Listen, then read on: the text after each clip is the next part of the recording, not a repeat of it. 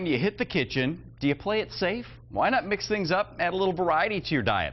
Local blogger Angela Kim, also known as the Squishy Monster, is here with some ideas. Good morning to you. Good morning. How have you been? Good to see you. It's great to see you. Now, this morning, you're doing Korean barbecue, right? I am. I'm making Korean barbecue. It's actually called LA Karbi, and it's my favorite Korean barbecue. So basically, it's called LA for two reasons. If you look at it, it kind of looks like strips of bacon. Okay. So it's cut laterally like this, and it's got traditionally 3 bones.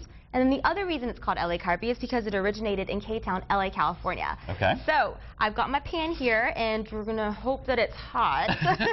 You've been messing with this induction I know, it's been a little fussy, but stove here. You basically want to drape your meat, and it's just sitting in a very easy-peasy marinade of soy sauce, sesame oil, some natural sweetness from Asian pear, Fuji apple, and then you can put in a little bit of coconut nectar, agave, honey, whatever you like, have, or can afford. How long do you need to let it soak in that? Overnight, but you know what? The longer it sits, the better. And as soon as that hits that hot pan, it just sizzles, and I mean, nothing rivals the smell of cooking meat, right? That does smell really good, and it looks like bacon, which is a win-win for us here in the morning. I have to ask, where did the name Squishy Monster come from? It's actually an endearment given to me by my friends. They call me Squish or Squishy, and it just kind of stuck over the years. But it's kind of a nod to like the Cookie Monster with his insatiable appetite. But for me, it's everything. With the nom nom nom I don't nom discriminate. nom. Okay, very nice. What can folks do? Because you took an interest in food and you just kind of trying things. A lot of people say, I can't do that. I'm just going to do the tried and true, the same things over and over again. YOLO. You only live once. You should.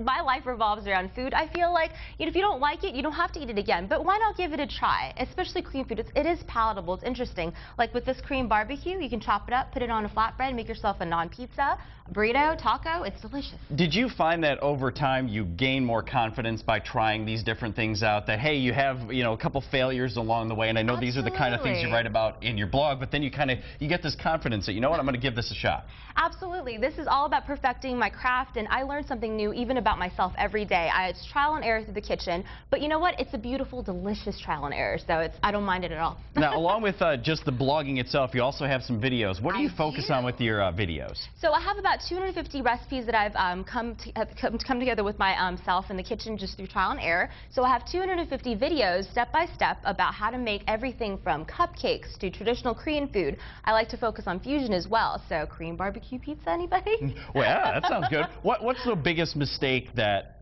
amateur cooks make in your mind? I would say, just off the top of my head, taking shortcuts. Shortcuts is a good thing, but you know what? I'm a huge advocate of fresh garlic. I love fresh garlic. It imparts such a rich depth and flavor to food. You can take little things and really just kind of layer on dimensions of flavor, and that'll really help with your finished product. And have you found that when you take some of the Korean spices and mix them with something that wouldn't be traditional Korean food, you really get a different flavor profile? It's exciting. I get excited. It's stimulating when you pair something with like gochujang, for example, which is like a fermented red pepper paste, which is a Korean paste that goes in literally everything. Pair it with some pineapple or mango salsa, and it completely becomes something new, brand new, and it's exciting and it's interesting. Where do we find all the blogs and the videos? TheSquishyMonster.com or YouTube.com/TheSquishyMonsterTSM. Everything's on my blog as well, though. All right, and we'll also link that up on our web channel at FoxCharlotte.com. Angela Kim's the Squishy Monster, and Mommy Squishy Monster behind the camera over here. We got to give her a shout out here this morning. Thank you so much for joining us. Appreciate it, Angela. Happy Martin Luther King Day. You too.